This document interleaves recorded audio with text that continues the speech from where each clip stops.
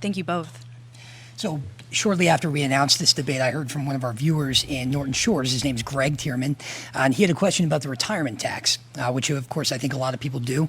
Greg gets his income from an IRA and a 401k that he and his employers contributed to over the years. Governor, entering your first term, you promised to repeal the retirement tax. So, of course, Greg wants to know if you still plan to do that with a potential second term. But he takes it farther. He says that your plan repeals only pensions. Your proposed repeal would cover only pensions.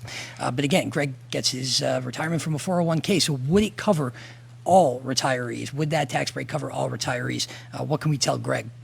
So Greg, when I was in the legislature, the Republican governor and Republican legislature pushed through the retirement tax.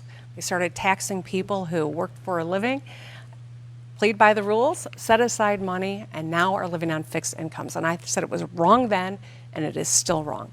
I am trying to repeal the retirement tax. The thing standing in my way is the Republican legislature in Lansing. I have done a lot of work with them, but they are standing in the way of us repealing this. I want to give you relief. You played by the rules. You should be able to reap the rewards of the work that you did over a lifetime and not have this new tax when you're on fixed incomes. So absolutely, I have tried to get the retirement tax repealed, a Republican legislature standing in the way. With a second term and a new legislature, I'm hopeful we can finally get it done. All right. Ms. Dixon, if you're elected, what's your plan for the retirement tax?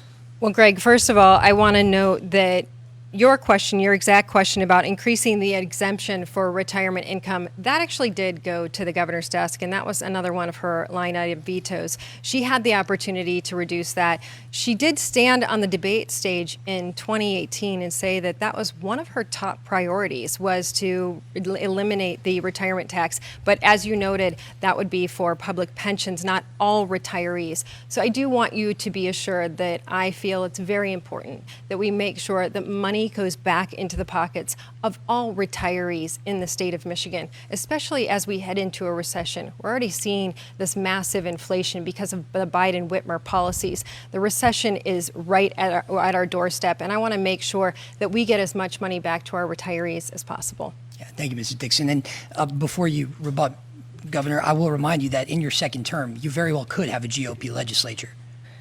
You know, I think we'll have a much more reasonable legislature because we just went through redistricting. And I'm hopeful that we will actually get legislators who are representative of the people they serve. But I think it's important to ask a question.